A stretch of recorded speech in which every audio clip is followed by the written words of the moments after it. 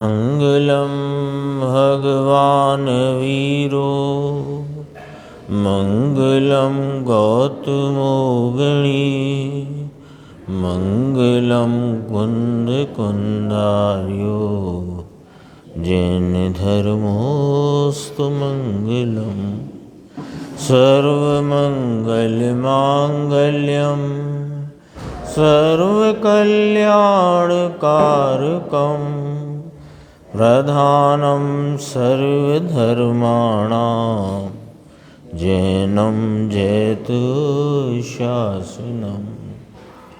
मैं नमो तीर्थनायक को, नमो ओंकार वाणी को, नमो उन कुंद प्रभु को जिन्होंने ओंकार धारण की।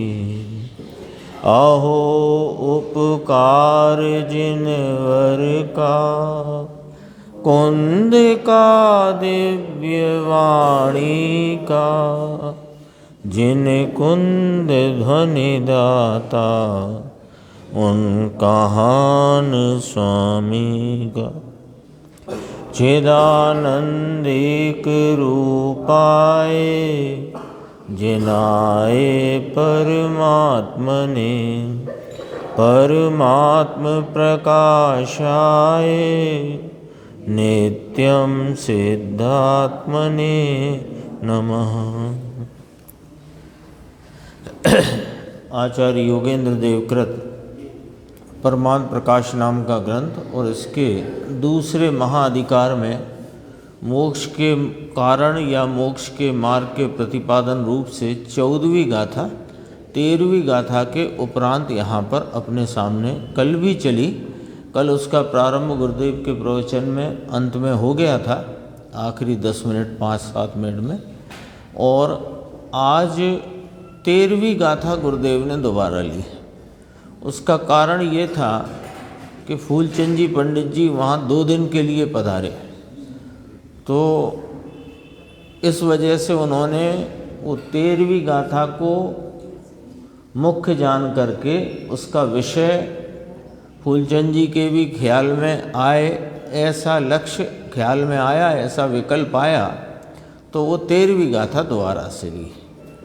अपना 14वीं गाथा का अपन ने कल अन्वयार्थ पढ़ा था, उत्थानी का भी देखी थी अपन, इसकी टीका भावार्थ और भावार्थ के ऊपर एक और भावार्थ है वो देखते हैं। और गुरुदेव श्री के व्याख्यान में जो 13वीं गाथा के मुख्य बिंदु आए हैं तो समय अनुसार अपन उसे भी देखेंगे।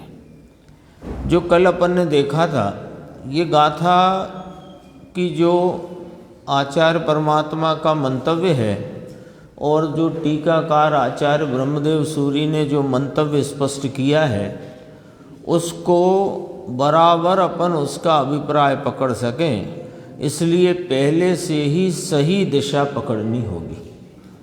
यदि हमने दिशा सही नहीं पकड़ी तो हमें उनका वास्तविक मंतव्य ख्याल में नहीं आ पाएगा।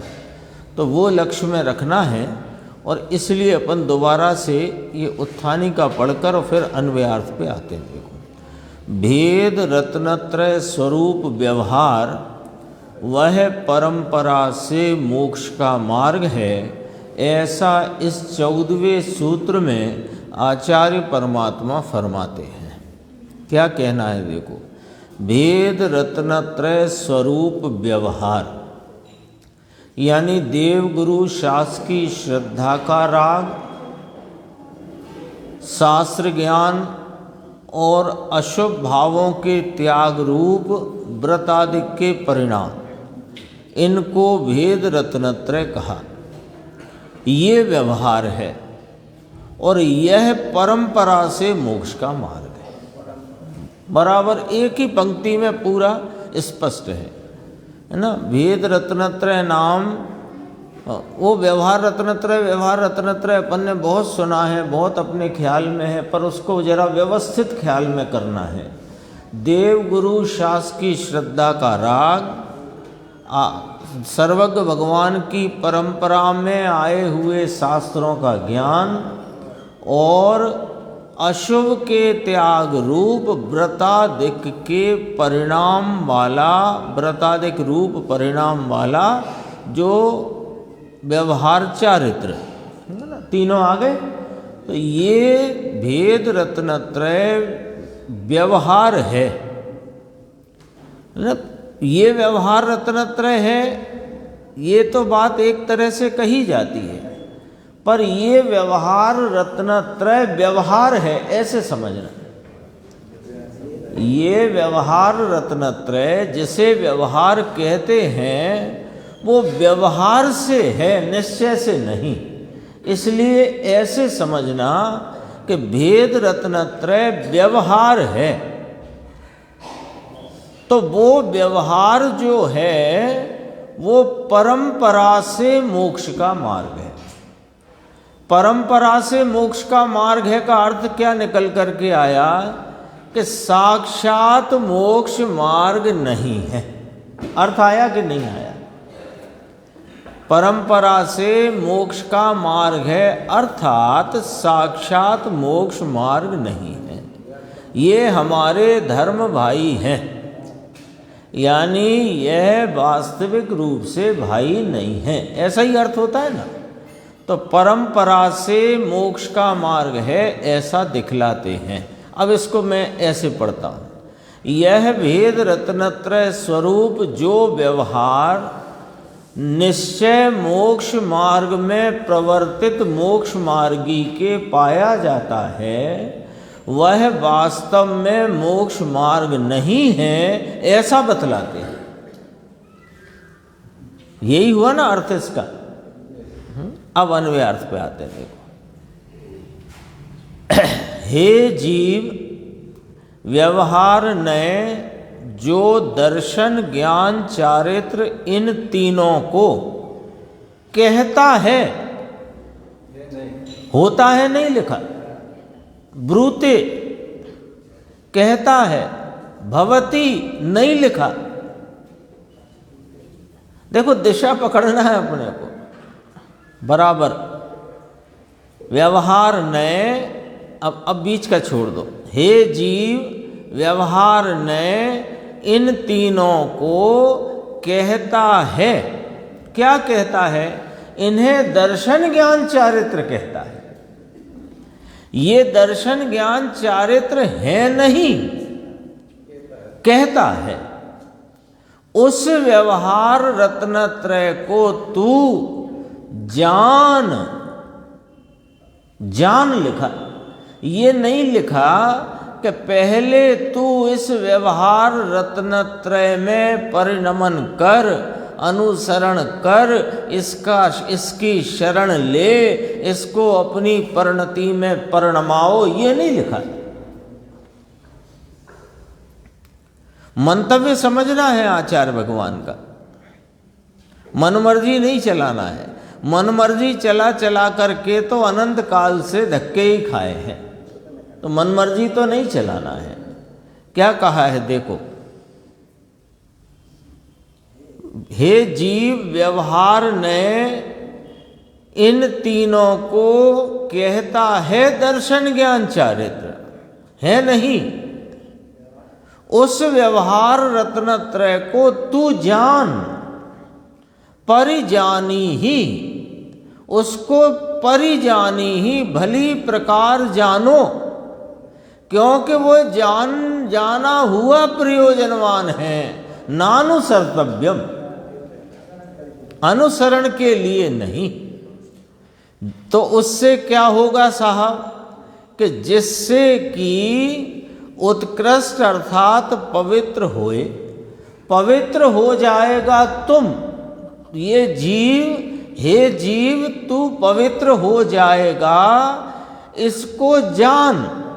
तो इसको जानने से पवित्र कैसे हो जाएगा कि पवित्रता में परिणमन करते हुए जो शेष रही कमजोरी, शिथिलता, पुरुषार्थ की कमी, उसमें उठते हुए ये जो दर्शन ज्ञान चारित्र कहे जाने वाले देवगुरु शास्त्र की श्रद्धा का राग, शास्त्र का ज्ञान और व्रतादिक रूप परिणाम इन्हें जानो।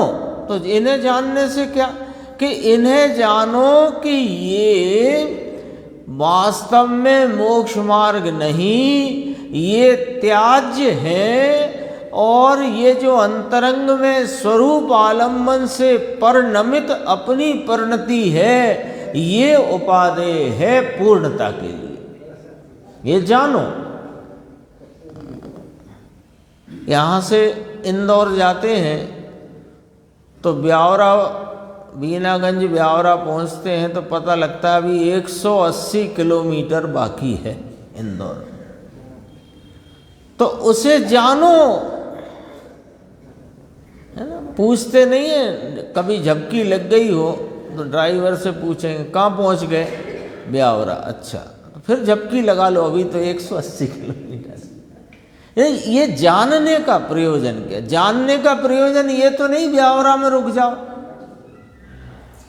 जानने का प्रयोजन है कि जान लो कि तुम कहाँ हो अभी, बस इतना। अब देखो, भावार्थ में अपन ने 3 पंक्ति कल पढ़ी थी, इसमें बहुत सारे हिस्से हैं, अपन अलग अलग पढ़ते हैं, एक क्रम से देखो। हे जीव, तू तत्वार्थ का श्रद्धान, शास्त्र का ज्ञान और अशुभ क्रियाओं के त्याग रूप सम्यक दर्शन ज्ञान चारित्र नाम को प्राप्त ऐसे व्यवहार मोक्ष मार्ग को जान, क्योंकि ये निश्चय रत्नत्रय रूप निश्चय मोक्ष मार्ग के साधक हैं। इनके जानने से, देखो फिर क्या लिखा, पहले कहा जानो, ये साधक हैं। साधक कैसे हैं कि साधना तो चलती है अंतरंग परिणति में स्वरूप के आलम्बन अवलंबन एकाग्रता से, और बाहर में अभी जितनी वृत्ति कमजोरी के कारण भ्रमती है उसमें ये परिणाम उत्पन्न होते हैं। तो ये इसी मर्यादा के उत्पन्न होते हैं, ये बात भी इसमें समाहित है। इसी मर्यादा के उत्पन्न होते हैं। यदि इससे इस मर्यादा को तोड़कर जो परिणाम उत्पन्न होते होंगे तो वे यह सूचना दे रहे हैं कि तुम्हारी जो मोक्ष मार्ग की साधना है वो कमजोर पड़ गई है, शिथिल इतनी हो गई है कि वह गिर गई है। ऐसे साधक है। कभी कभी ट्रेन से जाते हैं तो ट्रेन में अपना तो रिजर्वेशन है, तो अपन तो सो गए 2 घंटे बाद नींद खुली तो पूछा कहाँ हैं, तो पता लगा अभी तो एक ही स्टेशन आगे आए हैं, जबकि पहुंच जाना था बहुत आगे। तो वह जान करके क्या पता लगा कि अरे ये तो अभी गड़बड़ हो गई, लेट हो गया। ऐसा होता है ना।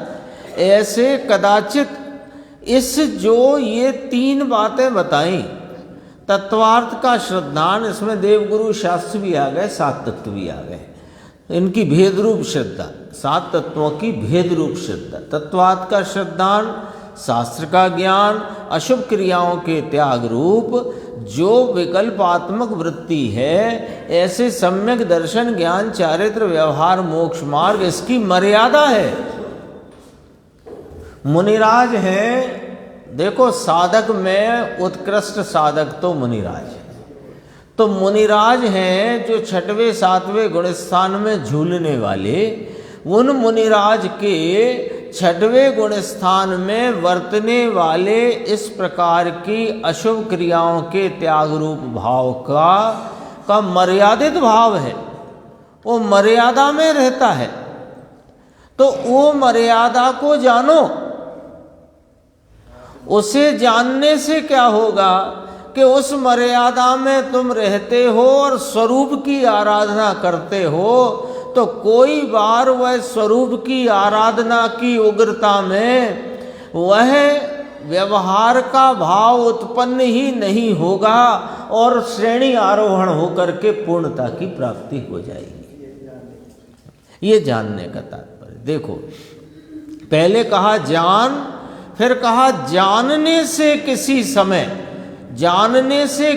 समय परम पवित्र परमात्मा हो जाएगा। देखो, जानने से, ये नहीं कहा आचार्य परमात्मा ने कि इनमें भी अनुसरण करो तो किसी समय पवित्र परमात्मा हो जाओगे। नहीं कहा ना, बराबर दिशा पकड़ के चलना। दिशा पकड़ने के लिए मूल बात ये ध्यान में रखना है कि जिस व्यवहार मोक्ष मार्ग की यहाँ चर्चा चल रही है, लिख लो, यहाँ समझो, यहाँ बोर्ड पर मोटे अक्षरों में लिखा है, अंडरलाइन किया हुआ है, यहाँ लिख लो, दिखे यहाँ पर कि ये जितना व्यवहार मोक्ष मार्ग जिनवाणी में कहा गया है, यहाँ कहा गया है, वह अज्ञानी को तो होता ही नहीं है। यह तो ज्ञानी धर्मात्मा को, जिसने अपने इस मोक्ष के कारण तत्व का आलम्बन लेकर परिणति में पवित्र श्रद्धा स्वरूप संचेतन और एकाग्रता की परिणति पवित्र प्रकट की है, उसको जितनी अस्थिरता है, उस अस्थिरता रूप भाग में पड़ने वाला जो विकल्पात्मक व्यवहार है, उसे व्यवहार मोक्ष मार्ग कहते हैं। अज्ञानी के क्यों नहीं कहते हैं महावीर भाई? अज्ञानी को ये मोक्ष मार्ग यानी कि देव गुरु शास्त्र की श्रद्धा, शास्त्र का ज्ञान और जो व्रतादि रूप विकल्पात्मक परिणाम हैं, भाव विभाव हैं, उन्हें अज्ञानी को क्यों नहीं कहते मोक्ष मार्ग? क्योंकि अभी दो हेतु हैं। एक तो उसने मोक्ष मार्ग में एंट्री नहीं करी, तो उसको मोक्ष मार्ग कहेंगे कैसे? मोक्ष मार्ग में जिसने अपना प्रवर्तन किया हो, पग रख दिया हो, तो व्यवहार कहें। इसको तो व्यवहार कहते ही नहीं, तो व्यवहार किसको कहना? कि ज्ञानी धर्मात्मा जिसने अपने इस अनादि अनंत कारण तत्व अपने ध्रुव ज्ञायक का लक्ष्य लेकर परिणति में निर्मलता प्रकट की है, उसकी परिणति में शेष रही मलिनता जो अनुकूल है, उसका नाम व्यवहार है। तो इनके जानने से, ये पॉइंट नोट करना। अभी तो अपन ने ये अंडरलाइन किया है, हाईलाइट किया है कि अज्ञानी को किसी प्रकार की मंद कषाय के परिणाम भले प्रशस्त निमित्तों के अवलंबन से होते हों, वे भी वास्तव में मोक्ष मार्ग नाम नहीं पाते। जो मोक्ष मार्ग में प्रवर्तित हैं, उनके इस व्यवहार को व्यवहार मोक्ष मार्ग ब्रूते कहता है, कहा जाता है, कहने में आता है। देखो, अब दूसरी बात, अब यहाँ पर बात आती है जरा गंभीर माने समझने के लिए अपने को बराबर ध्यान देना है। पहले व्यवहार रत्नत्रय की प्राप्ति हो जावे, तब ही निश्चय रत्नत्रय की प्राप्ति हो सकती है, इसमें संदेह नहीं है। जो अनंत सिद्ध हुए हैं और होएंगे, वे पहले व्यवहार रत्नत्रय को प्राप्त करके निश्चय रत्नत्रय रूप हुए। इस प्रकार व्यवहार साधन है और निश्चय साध्य है। लो, अब इतनी बात आई। तो यही तो बात चल रही थी। आप पहले वाले पैराग्राफ को 3-4 लाइन वाले को घुमा घुमा के समझा रहे थे, अब सीधे ही तो कह रहे हैं आचार्य। आचार्य ने देखो कहा संदेह ही नहीं है, पहले व्यवहार रत्नत्रय की प्राप्ति हो जाए, हो तब ही निश्चय रत्नत्रय की प्राप्ति हो सकती है, इसमें संदेह नहीं है। एक बात कही, फिर आगे कही, जो अनंत सिद्ध हुए और होंगे वे पहले व्यवहार रत्नत्रय को पाकर निश्चय रत्नत्रय रूप हुए। दो बात कही, फिर रिजल्ट निकाल के रखा, व्यवहार साधन है और निश्चय साध्य है। ये क्या कह रहे हो साहब? पहले आपने हमको उधर से समझाया, अब इधर से समझा रहे हो। कह ले नहीं, हम तुमको सही समझा रहे हैं, तुम सही समझो। कैसे सही समझो कि देखो, ये जो ग्रीन दिख रहा है ना आपको, 3 पंक्तियां, ये मुनिराज की बात है। हाँ, पता ऐसे चलेगा। देखो, किसी समय परम पवित्र परमात्मा हो जाएगा, लिखा है। अच्छा, अभी हम आपको समझाएंगे तो आपके समझ में आ जाएगा कि ये मुनिराज की बात है। कल भी बताई थी बात थोड़ी सी, छठवें सातवें की, छठवें सातवें। वो 5वां है कि चौथा है कि पहला है, ये नहीं अपन कह सकते। जब अंतरंग में परिणति में ऐसा उछाला आया कि मुझे मुनिपना अंगीकार करना है, कदाचित पहले वाला भी हो सकता है, चौथे वाला भी हो सकता है, 5वें वाला भी हो सकता है, जरूरी नहीं है। अब वहाँ जाकर वह आचार्य को पहचानता है कि ये आचार्य योग्य हैं। पहले देखो, उसमें प्रवचन सार में लिया है चरणानी योग सूचक जो है, पहले जो दीक्षार्थी है वो आचार्य का निर्णय करता है, आचार्य बाद में दीक्षार्थी का निर्णय करते हैं। देखो, अपने को बच्चे का एडमिशन कराना है ना, तो पहले अपन सिलेक्ट करते हैं किस स्कूल किस कॉलेज में कराना है, फिर बाद में कॉलेज वाला सिलेक्ट करता है कि इसके एडमिशन करना है कि नहीं करना है।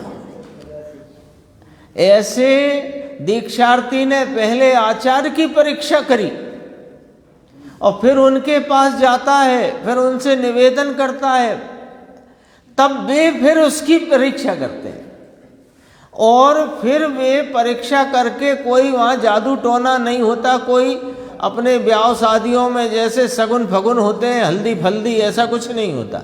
वहाँ वे स्वीकृति देते हैं तो ये वस्त्रादि का त्याग करता है, केस लॉन्च करता है, श्रृंगार का त्याग करता है और ध्यान अवस्था में जब बैठता है तो अंतरंग में 3 कषाय चौकड़ी की अभाव रूप वीतरागता को प्रकट करता है। तो सप्तम गुण स्थान रूप निश्चय मोक्ष मार्ग में वह आता है। तो जो पहले का जितना उसका कार्यक्रम था, जो वस्त्रादि का त्याग, घर छोड़ के तो आया ही था, वस्त्रादि का त्याग, केस लॉन्च और जितनी भी उसकी श्रृंगार के सब त्याग रूप भाव और उसकी क्रिया, उस सब को भूत नेगम नय से व्यवहार कहा। पहले व्यवहार था नहीं वो। जब मुनिपना प्रकट हुआ 3 कषाय चौकड़ी की अभाव रूप दशा का, तो मुनि तो अब हुआ ना। अब ये मुनि हुआ और निश्चय रत्नत्रय रूप अभेद रत्नत्रय में परिणत हुआ मुनि।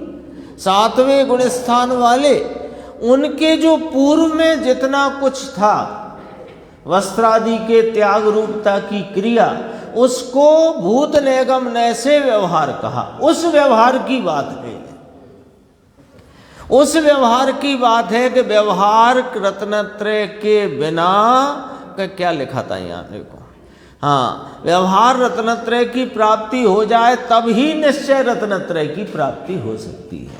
अब इसको समझो दूसरे एंगल से कि वस्त्र पहन करके ध्यान में बैठेगा तो 3 कषाय चौकड़ी का अभाव नहीं हो सकता है। श्रृंगार रख करके बैठेगा तो नहीं हो सकता है। स्त्री पुत्रादि का मेला झमेला लगा करके बैठेगा तो नहीं हो सकता है। भले जंगल में ही अपना कुटुंब इकट्ठा करके बैठा है, अब मैं मुनि हो रहा हूं,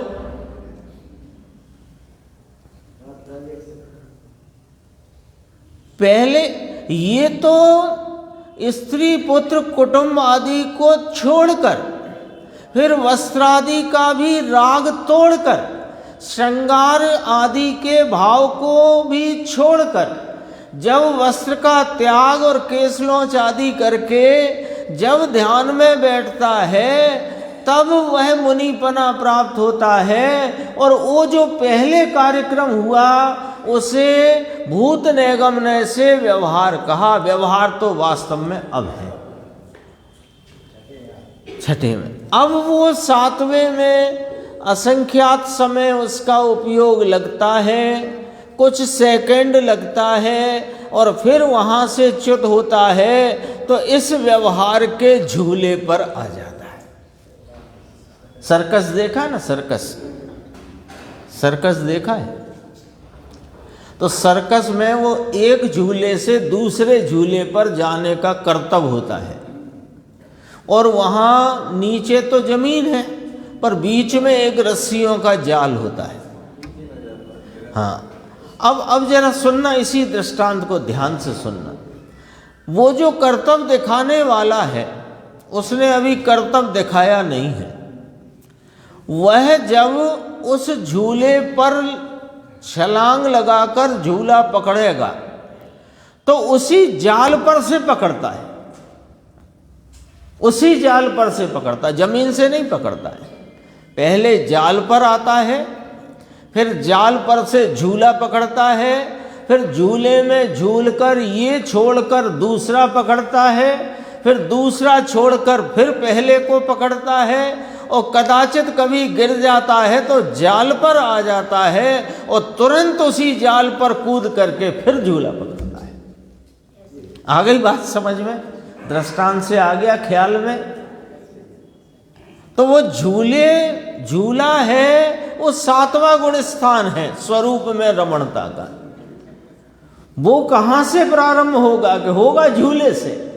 तो नग्नता, केसलोच, श्रृंगार का भाव छूट जाता है, फिर वहां से वह छलांग लगा करके शुद्ध उपयोग में आता है, और जब शुद्ध उपयोग में नहीं रह पाता तो उस पर झूले पे नाम छठवें गुण स्थान में आ जाता है।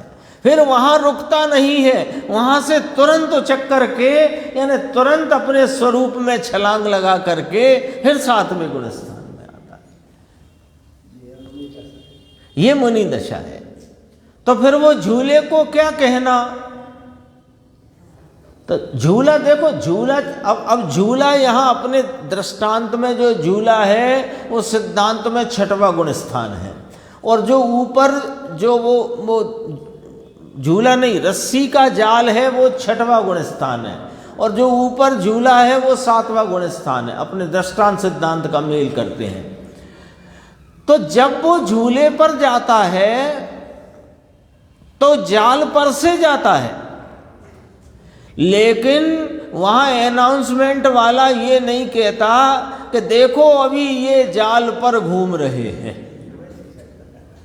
वो ये कहता है कि देखो ये अभी झूले पर से इस झूले से उस झूला और उस झूले से इस झूले पर आएंगे और गिर जाएंगे, ये भी नहीं कहता।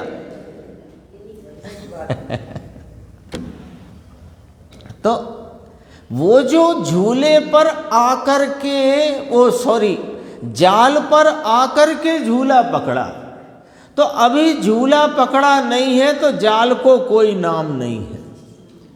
जब झूला पकड़ा तो वो भूत निगम नय से जाल को छठवां गुण स्थान कहने में आता है।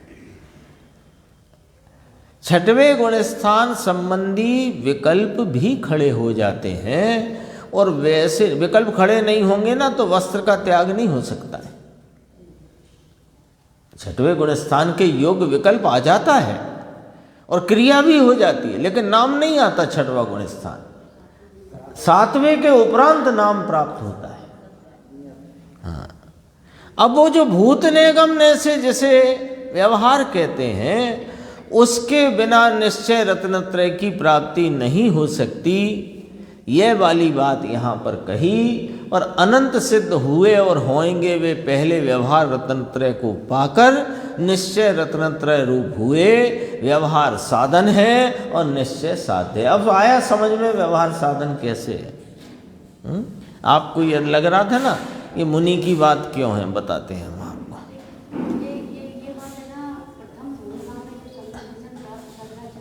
हाँ, उसके लिए आएगी, उसके लिए दूसरी तरह से आएगी। हाँ, वो कुदेव कुगुरु कुशास्त्रों में भटकता हुआ है तो उसे तो कुछ होने वाला नहीं है। जो सच्चे देव गुरु शास्त्र की शरण में आया है, 6 द्रव्य 7 तत्व का शास्त्र से विकल्पात्मक ज्ञान करता है, तो इतना ही करता है तो अंदर में उसके कषाय की मंदता है। अब ये इसका नाम व्यवहार नहीं है। लेकिन जिसने आत्मा का अवलंबन लेकर परिणति में प्रथमानुभूति की दशा प्राप्त की है, उसको ये सारा का सारा उपचार जो है वो भूत निगमने से व्यवहार कहलाएगा। ऐसे है, दिखा दो। गुरुदेव का आज आया नहीं है अभी वहाँ तक, लेकिन फिर भी आपको दिखा देते हैं। ये देखो, अन्वयार्थ अपन था ना, अन्वयार्थ तो अपन पढ़ चुके हैं, उसी पर गुरुदेव का जरा देखना। व्यवहार नए जो दर्शन ज्ञान चारित्र इन तीनों को कहता है, उस व्यवहार रत्नत्रय को तू जान परिजानी ही, जिससे कि उत्कृष्ट अर्थात पवित्र होए। छठवीं भूमिका में निश्चय दर्शन ज्ञान चारित्र की अल्पता है, तो वहाँ व्यवहार रत्नत्रय के विकल्प आते हैं, उन्हें छोड़कर उत्कृष्ट सप्तम गुण स्थान हो जाता है। यही चर्चा करी अपन ने अभी, है ना। इसी को विस्तार से अपन ने समझने की प्रयास किया। ये उत्कृष्ट, ये 12वीं गाथा में जयसेनाचार्य ने लिया है, 12वीं में ली है निर्विकल्पता। 12वीं गाथा समय सार, अपरमे दिट्ठा भावे, परम भाव में निर्विकल्पता ली है। अमृत चंद्र आचार्य ने 13वां गुण स्थान लिया और जयसेनाचार्य देव ने निर्विकल्पता ली है। उस निर्विकल्पता में है वह परम भाव में है, और विकल्प में आया वो अपरम भाव है। यानी अपरम भाव को व्यवहार में जानना, और वो व्यवहार साधक है ऐसा व्यवहार कहता है, निश्चय नहीं कहता है। निश्चय तो इसको कारण तत्व तो निश्चय अपने ज्ञायक भगवान को ही कहता है। वापस आते हैं अपन अपने उसी टीका पे, लंबी है वो।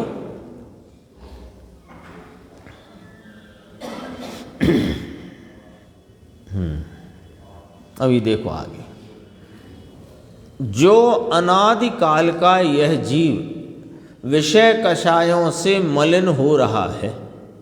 अनादि से ये जीव कभी कुगुरु, कभी कुदेव, कभी कुशास का सेवन करता हुआ, कभी विषय भोगों की अति आसक्ति में अत्यंत अशुभ भावों में वर्तता हुआ, सो कहा कि व्यवहार साधन के बिना उज्ज्वल नहीं हो सकता।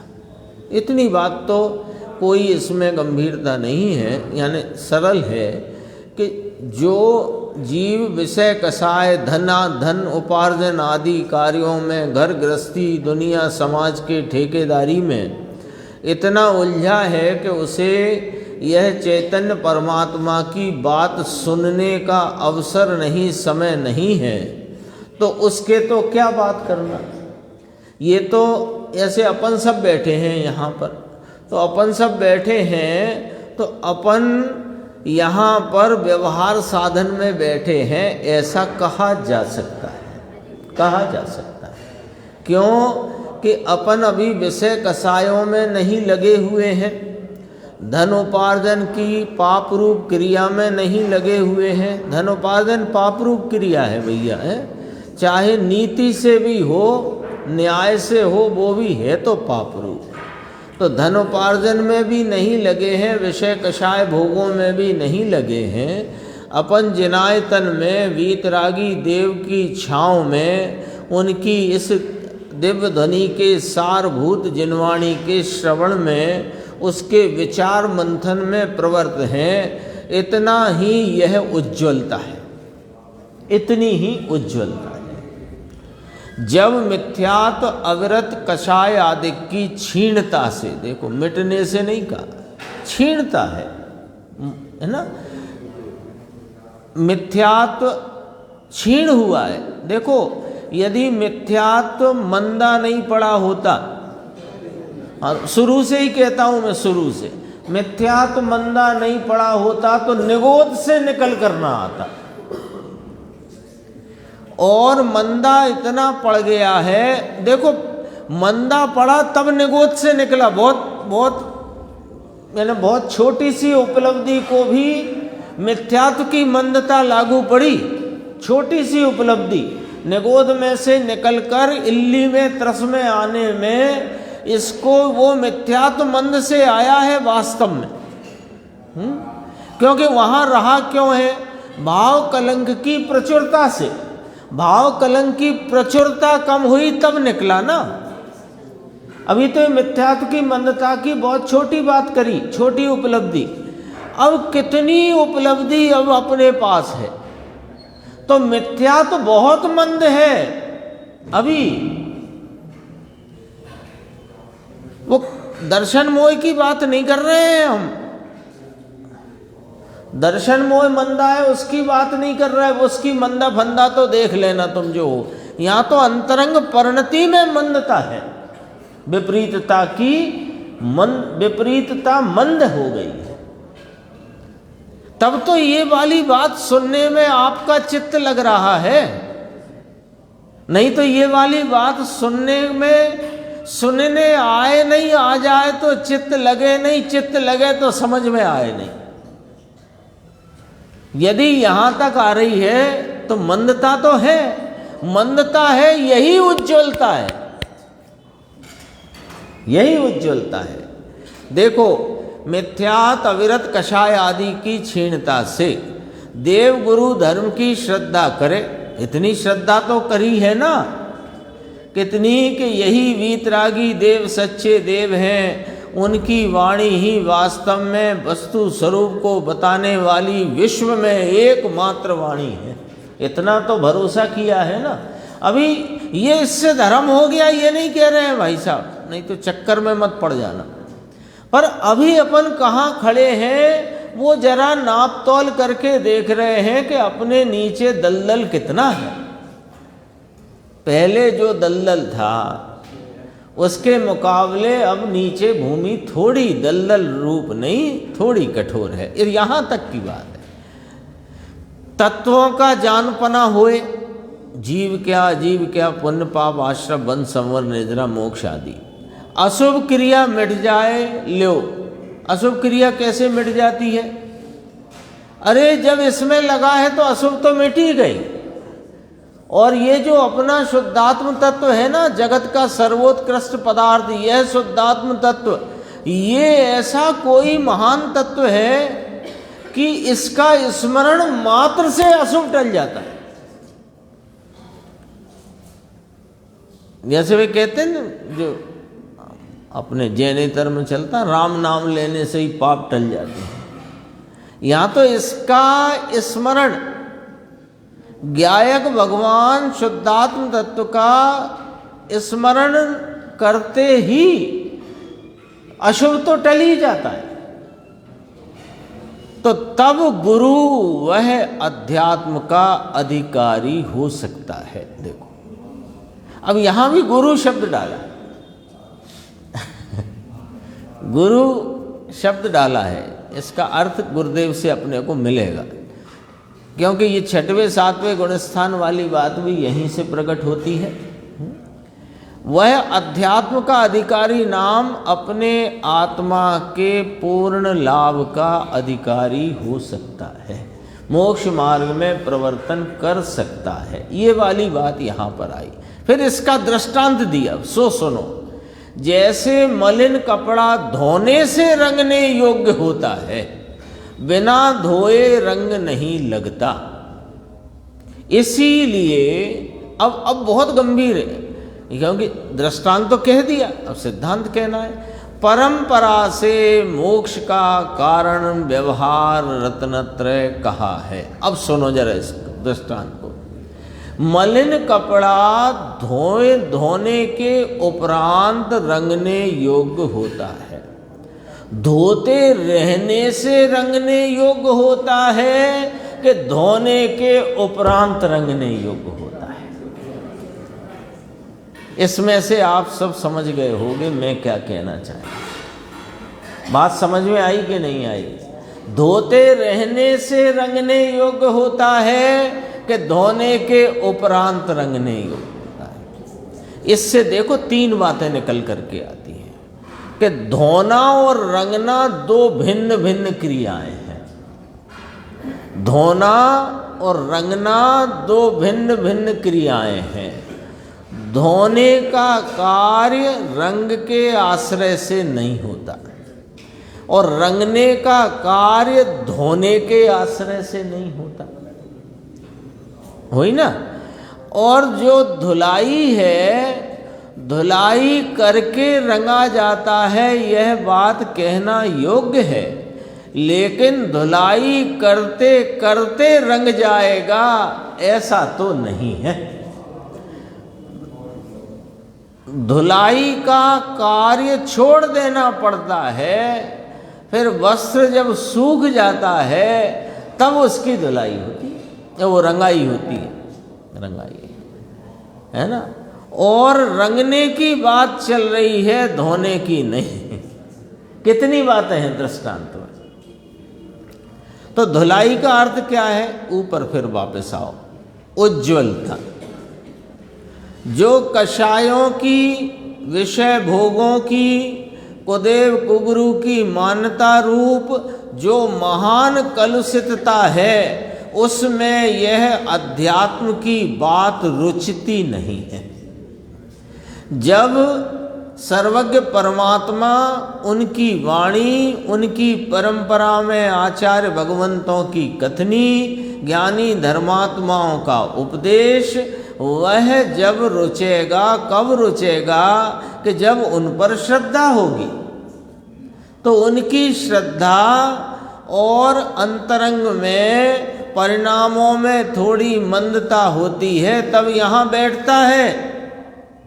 बोलो, घर में भी जिनवाणी आपके घर पर है, लेकिन जिस समय आपको कोई उद्विग्नता है, धंधे की, व्यापार की, रिश्तेदारी की, भोजन की, भूख की, प्यास की, कोई प्रकार की, तब वह जिनवाणी उठा करके आप उसको रखकर पढ़ने नहीं बैठ सकते।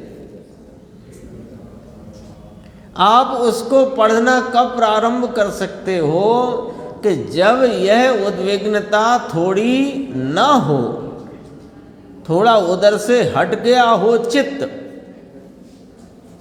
सामान लगा रहे जहाँ के तहाँ, सामग्री उसकी मतलब नहीं है, चित्त वहाँ से हट गया हो, तब आप जिनवाणी खोलोगे, उसका 1-2 पृष्ठ 4 पृष्ठ पढ़ोगे तो कुछ समझ में आएगा, अन्यथा नहीं आएगा। इतनी यहाँ उज्ज्वलता का इतना ही अर्थ लेना है।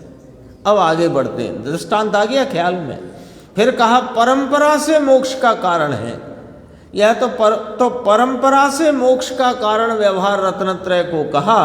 इसके साथ एक वाक्य अपने आप जुड़ जाता है कि यह व्यवहार रत्नत्रय साक्षात मोक्ष का कारण नहीं है। अपने आप जुड़ गया कि नहीं जुड़ गया? परंपरा का अर्थ अपन ने कल किया था, अभाव रूप साधन, अभाव रूप कारण, अभाव रूप भाव को परंपरा कहते हैं। अब देखो, मोक्ष का मार्ग 2 प्रकार का है। अब ये देखो, इसको यहां से फिर पकड़ना पड़ेगा सूत्र पर से। जम बोलई बवहारु णयु दंसणु नाणु चरित्रु। जम बोलई बवहारु, बोलई का अर्थ यहाँ संस्कृत में आया ब्रूते। बोलई माने बोलना, बोलना माने कहना, कहना माने निरूपण। आ गई बात? अब देखो, अब वापस वहीं चलो। मोक्ष का मार्ग 2 प्रकार का बोलई। मोक्ष का मार्ग 2 प्रकार का है ऐसा नहीं। मोक्ष का मार्ग 2 प्रकार बोलई निरूपण किया गया है। मोक्ष का मार्ग दो प्रकार निरूपण किया गया। ये बात पंडित टोडरमल जी साहब ने मोक्ष मार्ग प्रकाशक में बहुत यानी स्पष्टता से निरूपित की है, कही है, बताई है। ख्याल में कल गुरुदेव ने वो बात पढ़ी भी थी उनके प्रवचन में, कल पढ़ी थी। मोक्ष का मार्ग दो प्रकार का है, यानी मोक्ष का मार्ग दो प्रकार से निरूपित किया गया है। बोल रही, एक व्यवहार, दूसरा निश्चय। अब देखो नीचे क्या आया, निश्चय तो साक्षात मोक्ष मार्ग है। अब ये गाथा की टीका 3 पंक्ति पढ़ के नाचने लग जाए तो उसने अभी पूरा मंतव्य नहीं समझा। राकेश भाई, पूरा मंतव्य समझने के लिए पूरा पढ़ना पड़ेगा। तो पूरा पढ़ने के लिए अपन प्रवर्तशील प्रवर्त कर ही रहे हैं, उसमें प्रवर्त ही रहे हैं। देखो, एक व्यवहार, दूसरा निश्चय, ये निरूपण दो प्रकार, एक व्यवहार, एक निश्चय। निश्चय तो साक्षात मोक्ष मार्ग है और व्यवहार भूत नैगम नय से परंपरा से है। ये भूत निगम ने कहा ना, और फिर परंपरा कहा, तो इसमें से अर्थ निकला कि परंपरा अभाव रूप भाव को कहते हैं। इसमें से अर्थ आ गया। भूत निगम नय से परंपराएं है, तो परंपरा का अर्थ क्या निकल करके आया कि भूत निगम नय लगता है इसमें, और भूत निगम नय का अर्थ होता है कि जो चला गया, भूत गया। भूत गया माने बीत गया, तो जो बीत गया उसे अब कहना। जैसे भूत निगम ने समझा देते हैं, शब्द शास्त्र का है, बहुत सरल है। जैसे कि कोई राजा राजपाट छोड़कर जंगल में जाकर मुनि धर्म अंगीकार करके अपनी आत्म आराधना कर रहे हैं।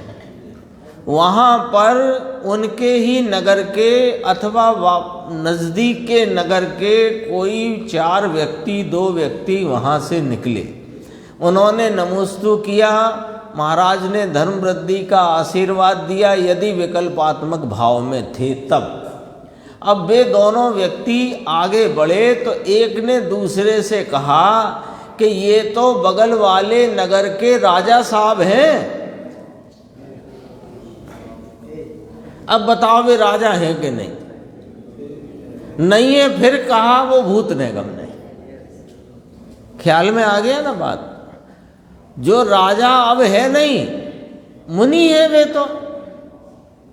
राजपाट का राजा का अपन जैसे मैं बोलूं राजा साहब, राजा, तो एकदम ऐसा लगता है एक सिंहासन है, उस पे बैठे हैं, मुकुट फुकुट लगा हुआ है, 2-3 आदमी इधर उधर उनकी सेवा चाकरी में है, ऐसा ही लगता है ना राजा। अब वे तो मुनि है, तिल तुस मात्र परिग्रह नहीं जिनके पास, आत्म आराधना में लीन है, उन्हें नमोस्तु किया, धर्म वृद्धि का आशीर्वाद लिया, वो वहाँ से रवाना हुए तो दूसरे ने कहा ये तो अपने बगल का नगर है ना, बगल का राज्य, उसके राजा साहब हैं। तो जो है नहीं, अब इसमें से अर्थ निकालना, जो है नहीं उसको कहना, ये भूत निगम नय का व्यवहार है नहीं उसे कहना, वो भूत निगम नय का व्यवहार है। तो परंपरा से उसे मोक्ष मार्ग कहना कि है नहीं, था कोई, उसको अब ये वास्तविक मोक्ष मार्ग में प्रवृत्ति है, तब पूर्व की जो विकल्पात्मक क्रिया और शरीर चेष्टाएं थीं उन्हें मोक्ष मार्ग कहना, ये परंपरा कारण है। सब इसमें लिखा है, बस अपन तो उसका विवेचन करके, विचार आपस में करके उसका अपन अर्थ प्राप्त करने की कोशिश कर रहे हैं। लिखा तो इसी में ही है सब। एक परिभाषा हो गई। अब दूसरी, अथवा सविकल्प निर्विकल्प के भेद से निश्चय मोक्ष मार्ग भी 2 प्रकार का है।